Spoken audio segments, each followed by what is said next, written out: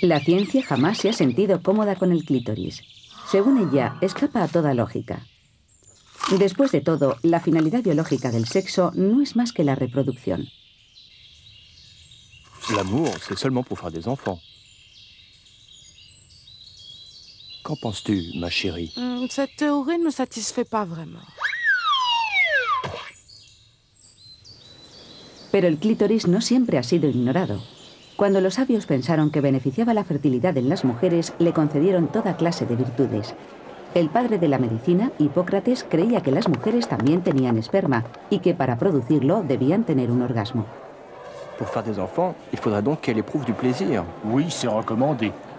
Et comment peut-on faire? Essayez donc le clitoris. Le clitoris. Allons essayer. Esta teoría ha disfrutado de una larga vida.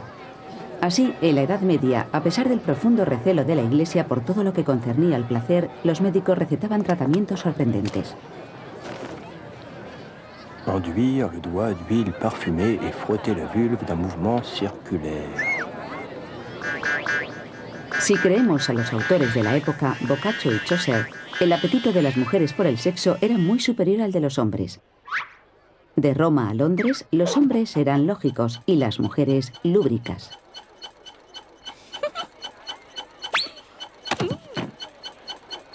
La science, c'est passionnant. Pero todo lo bueno tiene un final. En 1875, Van Beneden desvela los verdaderos mecanismos de la reproducción y deja fuera al clítoris. Je déclare le clitoris inutile à la reproduction. Nous ne devrions peut-être plus faire l'amour. Oh, crois-tu? Voyons, chérie, nous avons déjà 3 enfants. Oui, eh bien? Eh bien, il faut savoir être raisonnable. Algunos años después, Freud expone una nueva teoría. Admite la importancia del orgasmo, pero define como infantil el orgasmo clitoridiano. Une vraie femme doit pouvoir transférer ses orgasmes du clitoris vers le vagin. Et si je n'y réussis pas? Alors vous êtes immature, sexuellement handicapé. Oh mon Dieu, j'ai peut-être besoin d'une thérapie. Quel jour vous convient-il? Solo el 30% de las mujeres tienen orgasmos durante el acto sexual. Así que insinuar que el 70% de las mujeres que no tienen un orgasmo durante el acto sexual sufren disfunciones o cualquier problema de inmadurez es algo que yo no me atrevería a defender. ¿Por qué no se dice simplemente que la penetración no es un medio demasiado eficaz para excitar sexualmente a las mujeres?